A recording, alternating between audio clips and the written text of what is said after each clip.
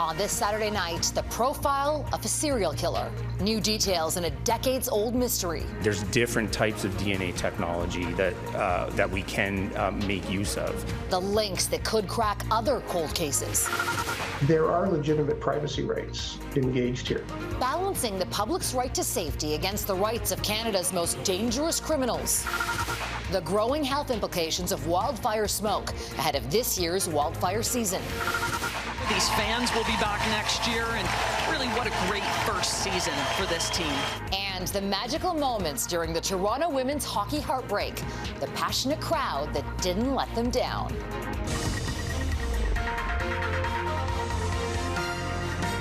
Global National with Farah Nasser. Good evening. Thanks for joining us. We're learning new details tonight about a serial killer in Alberta, since deceased, that police have been trying to link to at least 4 murders there. On Friday, RCMP announced that they'd positively linked Gary Allen Srery to cold cases from the mid to late 1970s. And tonight, we're hearing from police in BC who are telling Global News they're looking at some of their cold cases to see if there is a link. The youngest victims of Srery's murderous spree were just 14 years old. The oldest was just 20.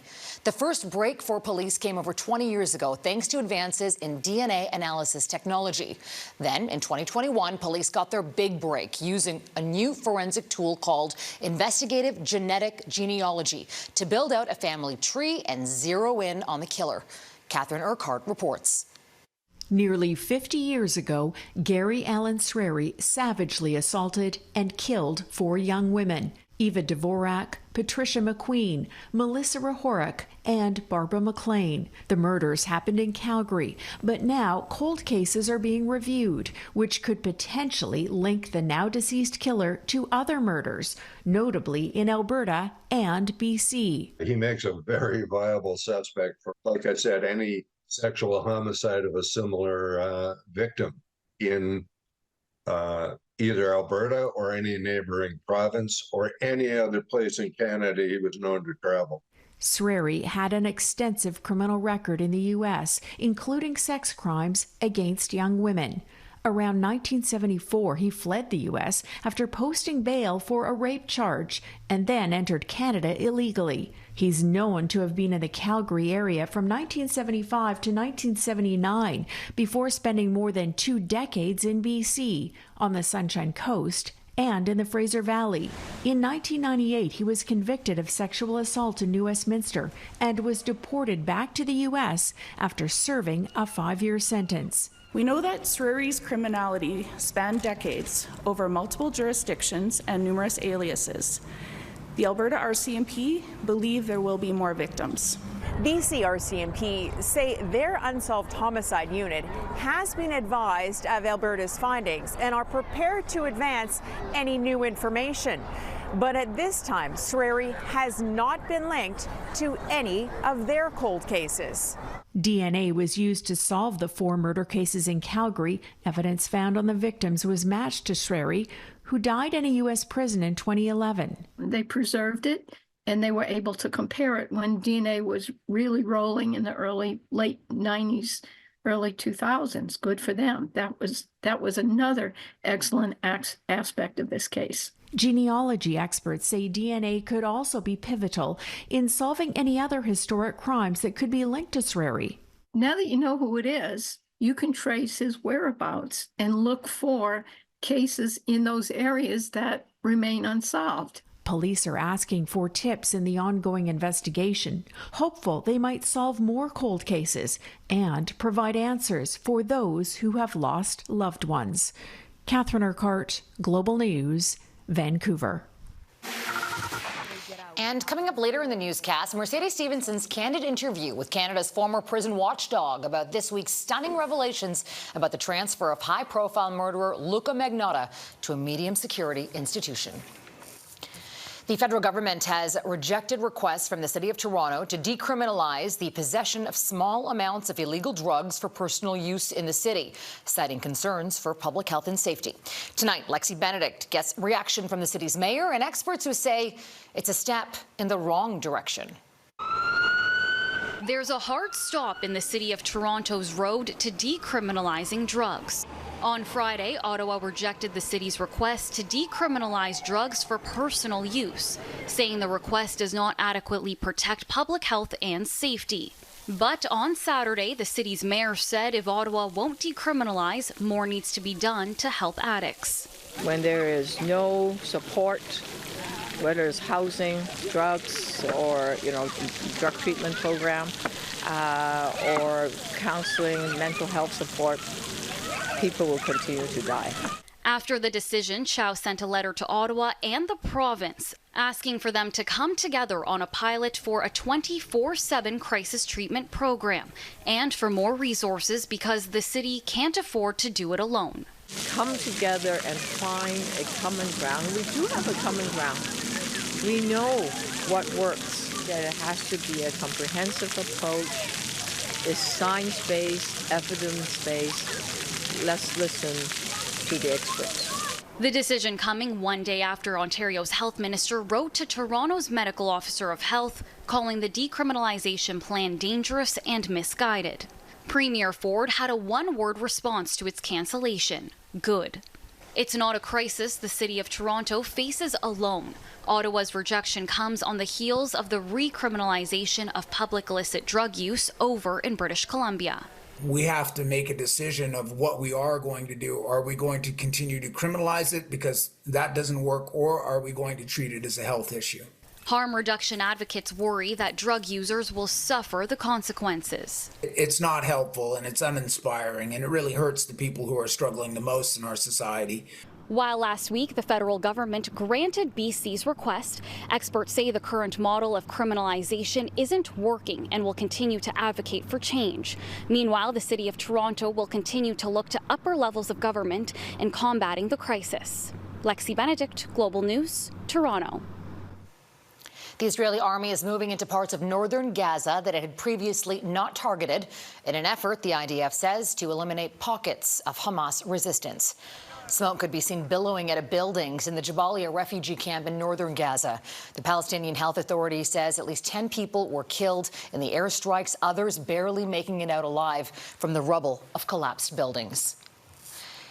In Afghanistan, another round of heavy rain and flooding has killed at least 50 people in one of the country's central provinces. According to a government spokesperson, around 6,000 homes were either damaged or destroyed due to heavy rains that swamped the region on Friday. Police say the number of dead is expected to rise as dozens are still missing. Just last week, similar flooding also ravaged northern Afghanistan, killing more than 300 people. Residents in Fort McMurray, Alberta are breathing a sigh of relief tonight. Rainy weather across the region has reduced the intensity of a fire that forced close to 7,000 residents out. Those residents are now cleared to return home. But that doesn't mean the fire is out. It's still burning about 6 kilometers from the edge of town. Now, the growing threat of wildfires year after year has ripple effects beyond the anxiety associated with forced evacuations and lost property. Wildfire smoke is increasingly putting our health at risk, sometimes with tragic consequences. This is a picture of Carter Vi. The 9-year-old BC boy died from an asthma attack last July, triggered by poor air quality caused by those wildfires. His mother is now raising awareness of the health impacts of wildfire smoke. When people think about wildfires, what they're focused on is the flames.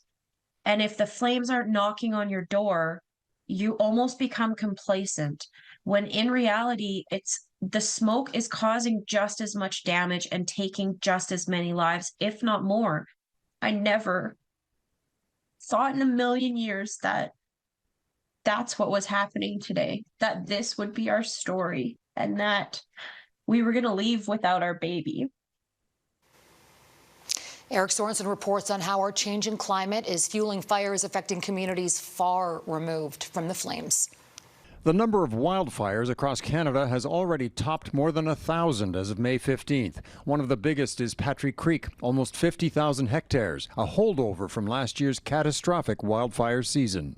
due to higher temperatures and persistent drought through from last year, many of these holdover fires were not put out the way that they normally are. Those holdovers are a smoky start to a crisis that last year choked the air for more Canadians than ever before. You really can't look at wildfire without also looking at smoke and the impact on air quality that comes from the emissions that come. And it ends up impacting a much wider area of individuals and oftentimes denser populations of people. Canada's wildfires consumed 18 million hectares last year. From May to September, the smoke and the toxic materials in it spread across Canada and into the United States and all the way to Europe. Now, here are the annual carbon emissions from Canadian wildfires over 20 years to 2022.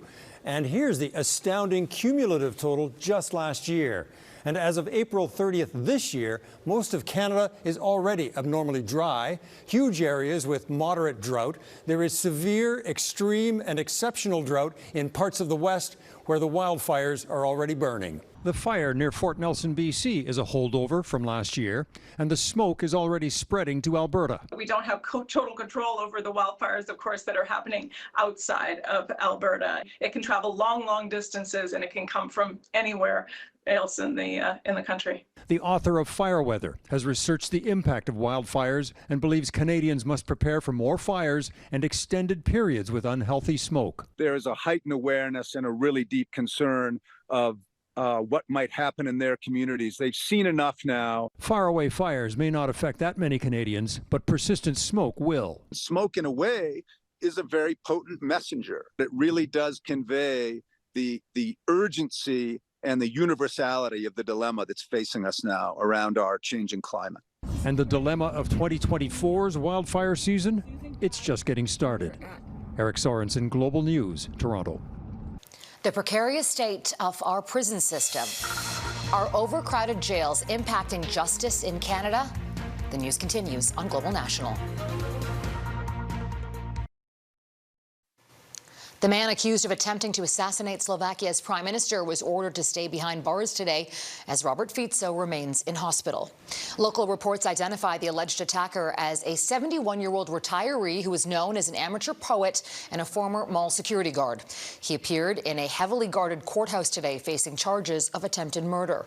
Government officials have called Wednesday's attack politically motivated.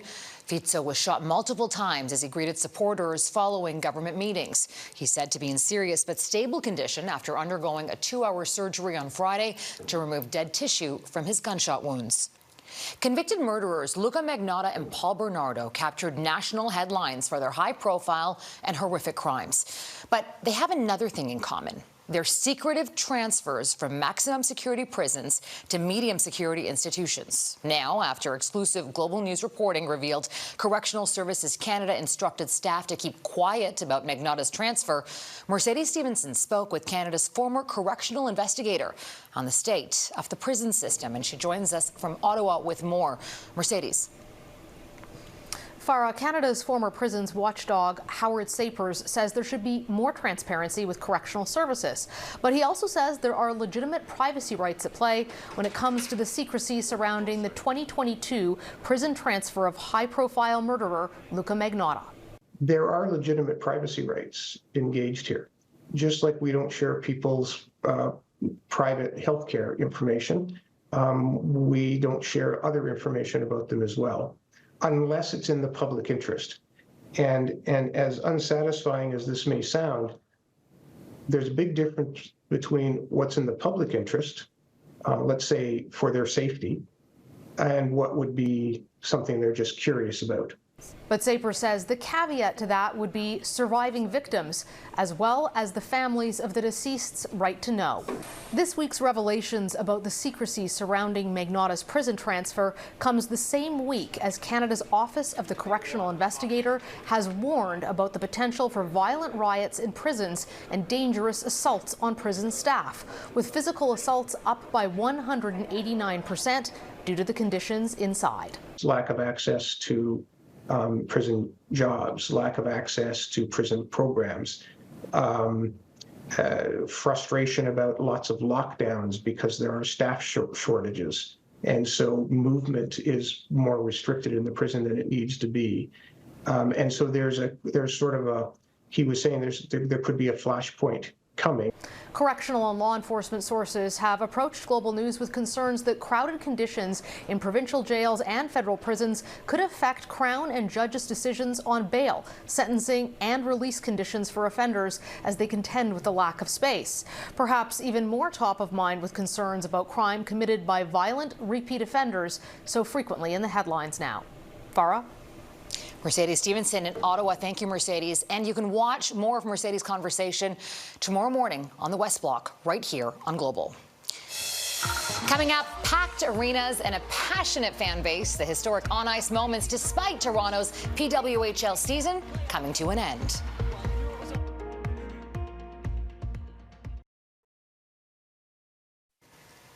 As Canadian colleges and universities grapple with daunting deficits and tough budget cuts, questions are being raised about the financial health of higher education. Queen's University in Kingston, Ontario is the latest institution forecasting a significant financial shortfall. In a post on its website on Wednesday, the institution said it's projecting nearly $36 million in deficit in its next operating year. It referenced factors like an ongoing tuition freeze for Ontario students and a decrease in international student enrollment for the figure. Now, British Columbia's Simon Fraser University also announced 85 layoffs and 2 program cuts this week.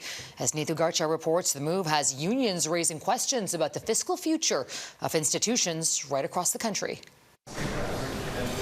There's a sense of unease in the halls of Burnaby, BC's Simon Fraser University. The institution announced 85 job cuts, including faculty as well as custodial and administrative staff. They're starting with the lowest paid staff. These often are single income people, people with families. Like, the impact is life-changing. But our only union representatives say the announcements have left people in shock. People are concerned for their jobs. The cuts include the closure of what unions say are vital programs like the English Language and Culture program, which this Vancouver politician says changed his life after he came to Canada in 2005. Without that program, I wouldn't be able to, sitting here talking to you as a Vancouver City Councillor. I would really encourage the administration think about supporting this program moving forward. Simon Fraser University officials said no one was available for an interview, but in a statement said declining international student enrollment and other cost pressures have impacted the financial situation.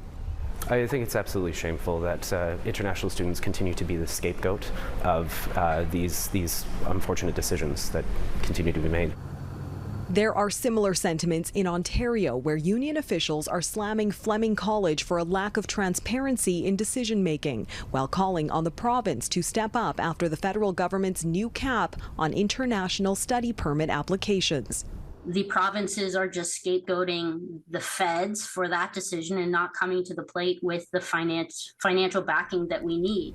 They say Fleming College campuses in Peterborough and Lindsay cut 42 programs in a 12-month period. We're talking about almost a third of the programs being cut. And so that it takes away choice for our students locally. Fleming has declined requests for an interview. A previous statement said a confidential process is underway involving union engagement. As the pursuit of knowledge meets the realities of budget constraints in these corridors of academia, there's a possible reckoning around the business model of these institutions and their campuses across Canada. Neethu Garcha, Global News, Burnaby, BC. The United Kingdom has itself a new billionaire, and he's making history with the achievement. Maybe I'm amazed at the way you love me all the time. Many are amazed with Sir Paul McCartney's latest achievement, reportedly becoming the first British musician to crack the nation's billionaire list. In its annual Rich list, the Sunday Times slotted the former Beatle and his wife Nancy as the 165th richest people in the country. Their billion-dollar pound net worth, more than 1.7 billion Canadian, is said to have been helped by a lucrative 2023 touring, a highly valued back catalog, and partnerships with the likes of Beyoncé, netting the couple some 50 million pounds. We'll be right back.